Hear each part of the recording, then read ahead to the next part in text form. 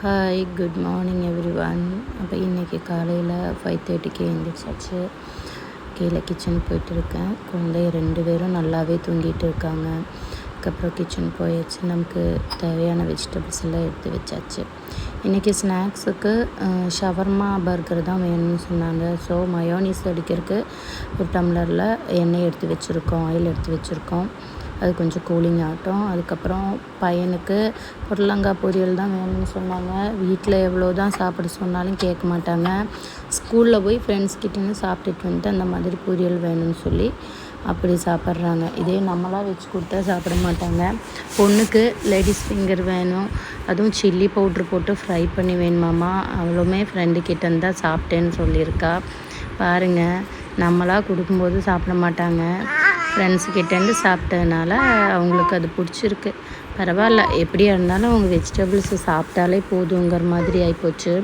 அதுக்கப்புறம் கேரட்டும் கேபேஜும் கட் பண்ணி வச்சுருக்கேன். குக்கும்பர் ஆட் பண்ணணும்.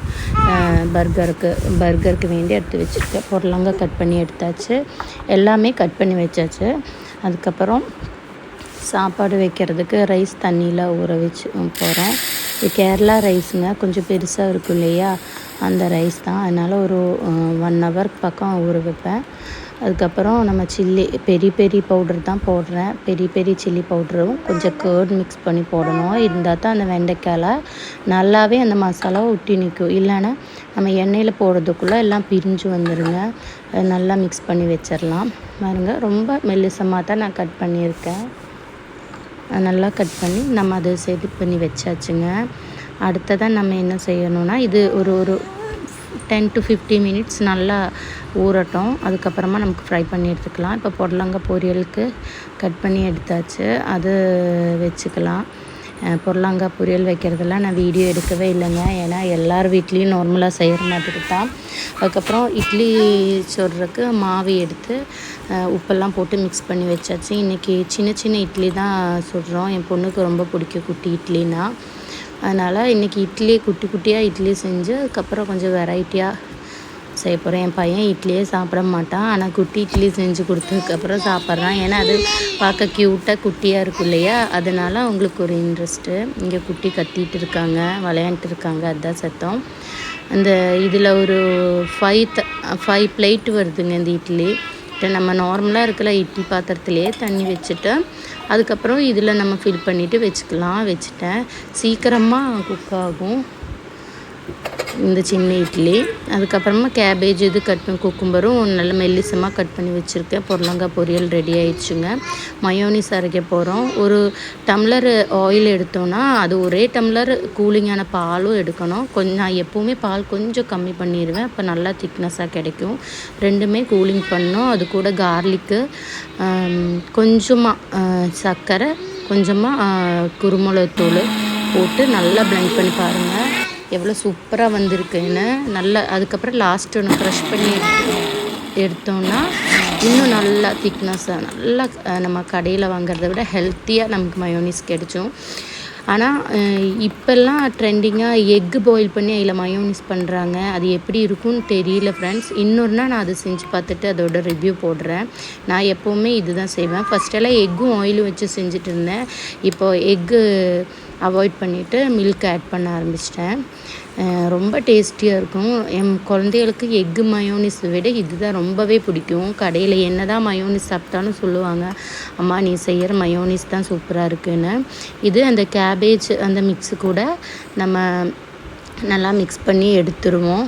கொஞ்சம் நேரம் ஊற வச்சுருவோம். அந்த மயோனிஸ் கூட ஊறட்டும். நீங்கள் மயோனிஸ் அரைக்கும் போது தேவையான சால்ட்டு கொஞ்சம் ஆட் பண்ணிக்கோங்க. நான் அது வீடியோவில் சொல்ல மறந்துட்டேன். இந்த மாதிரி நல்லா மிக்ஸ் பண்ணி எடுத்துக்கலாம்.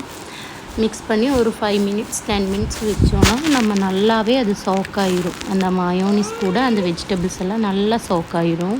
இன்னும் மெல்லிசமாக கட் பண்ண முடிஞ்சால் கட் பண்ணிக்கோங்க. அதுக்கப்புறம் இப்படியாவது வெஜிடபிள்ஸ் நம்ம குழந்தைங்க சாப்பிடுவாங்க. இது டெய்லியெல்லாம் செஞ்சு கொடுக்க போகிறதில்ல. மயோனிஸ் ரொம்ப ஹெல்த்தி இல்லைன்னு தெரியும். இருந்தாலும் வீக்லி ஒன்ஸ் இல்லைன்னா ஒரு 10 daysக்கு ஒரு வாட்டியாவது இப்படி செஞ்சு கொடுக்கலாம். தப்பொன்றும் இல்லை. குட்டி ப்ரெட்டு வாங்கி வச்சுருந்தேன். அந்த ப்ரெட்டை நம்ம ஒவ்வொரு ஸ்லைஸாக கட் பண்ணி தான் இது செய்ய போகிறோம்.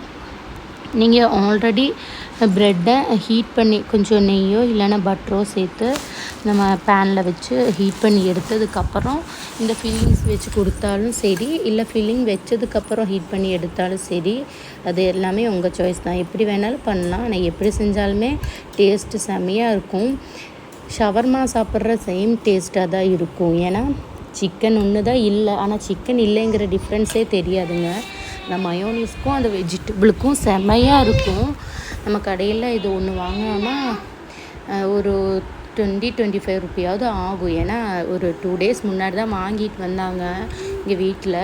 நான் விலை கேட்டு ஆச்சரியப்பட்டுட்டேன். இதுக்கு நம்ம வீட்டிலையே செஞ்சுக்கலான்னு சொல்லி தான் பையனுக்கிட்ட ப்ரெட்டு வாங்கிட்டு வர சொன்னேன்.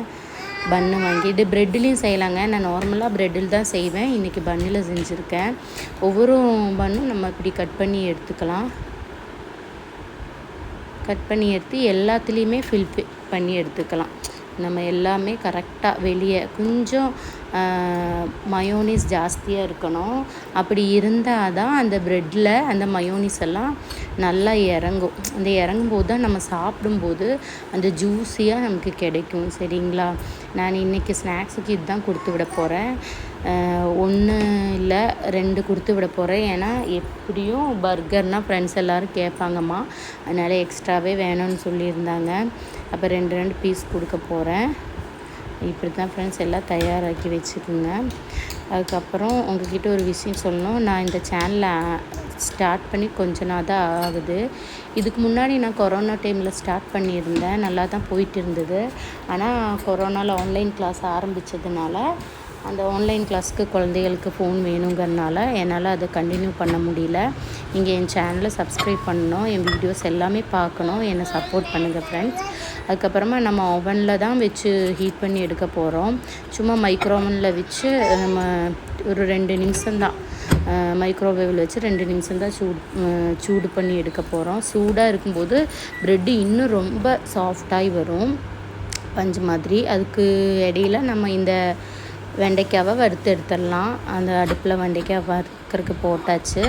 அதுக்கப்புறமா பன்னு பாருங்கள் எவ்வளோ சாஃப்டாக இருக்குதுன்னு. அதுக்கு மேலே லைட்டாக கீ ஆட் பண்ணியிருக்கேன். பட்ரு வேணாலும் ஆட் பண்ணலாம். பட்ரு இதை விட பெட்டராக இருக்கும். சரிங்களா? இன்றைக்கி அவ்வளோதான் ஃப்ரெண்ட்ஸ் என்னோடய வீடியோ. இன்னொரு வீடியோ நாளைக்கு நம்ம போடலாம். அது வரைக்கும் குட் பை.